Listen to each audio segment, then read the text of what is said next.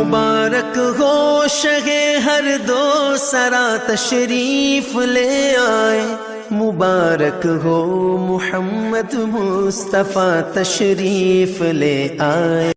جب کوئی دکھیے کے کام آتا ہے اور اس کی اعانت کرتا ہے تو پھر وہ راضی ہو جاتے ہیں۔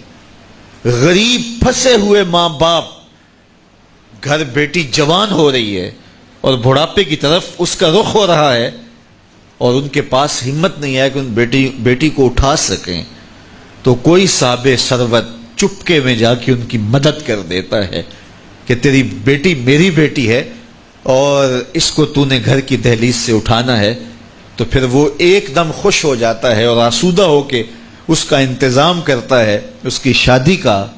تو کوئی جانتا ہے کہ اس بوڑھے ماں باپ کے دل سے کتنی دعائیں نکلتی ہیں اور اس جو ہے وہ بیٹی کے دل سے کتنی تمنائیں اور کتنی جو ہے وہ نیک جذبات ان اشخاص کے لیے ہوتے ہیں جو ان کی مدد کے لیے کھڑے ہوئے۔ تو کوئی اس کا وزن ہے؟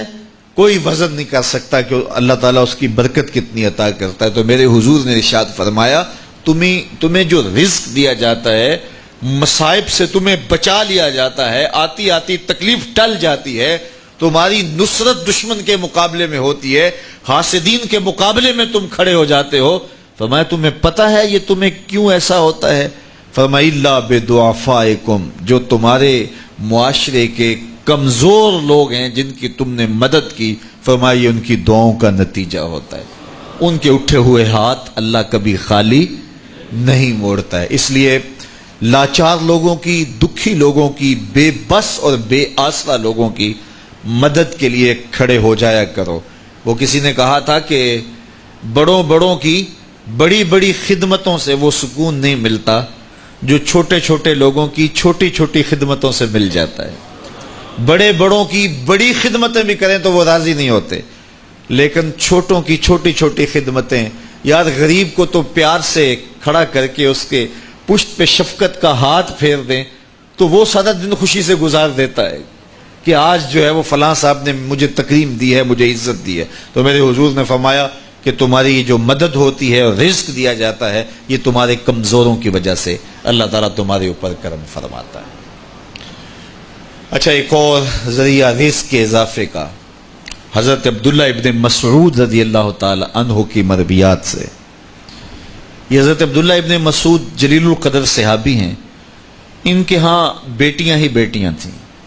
اچھا، جب ان کا آخری وقت آیا اور یہ بڑے سخت بیمار ہو گئے تو نزع کی سی کیفیت طاری ہو گئی، تو حضرت عثمان غنی رضی اللہ تعالیٰ عنہ ان کا حال پوچھنے آئے۔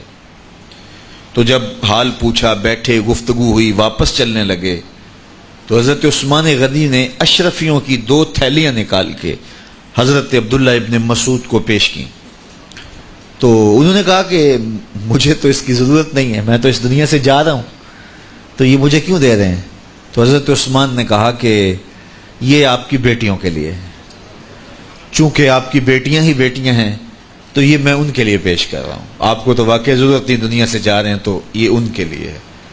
تو حضرت عبداللہ ابن مسعود نے پھر تھیلیاں موڑتے ہوئے کہا کہ میری بیٹیوں کو اس کی ضرورت نہیں ہے، اس لیے کہ میرے حضور نے فرمایا تھا کہ جس کے پاس سورہ واقعہ ہو اس کو غربت تنگ نہیں کر سکتی، تو میری بیٹیاں رات کو سونے سے قبل 1 مرتبہ سورہ واقعہ ضرور پڑھتی ہیں، اس لیے تم میری بیٹیوں کے بارے پریشان نہیں ہونا، اللہ کے فضل سے انہیں غربت تنگ نہیں کرے گی، ان کے پاس سورہ واقعہ جو موجود ہے۔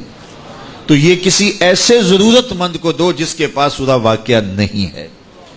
تو سورہ واقعہ کی تلاوت یقیناً رزق کی فراوانیاں اور رزق کی برکتیں حاصل کرنے کا ایک ذریعہ ہے، اور دروازے کھل جاتے ہیں اگر سورہ واقعہ کی تلاوت تسلسل کے ساتھ کی جائے۔ اس لیے اپنے معمولات میں سورہ واقعہ کو شامل کر لیجئے گا، اس کی برکات سے انشاءاللہ رزق کی فراوانیاں نصیب ہوتی ہیں۔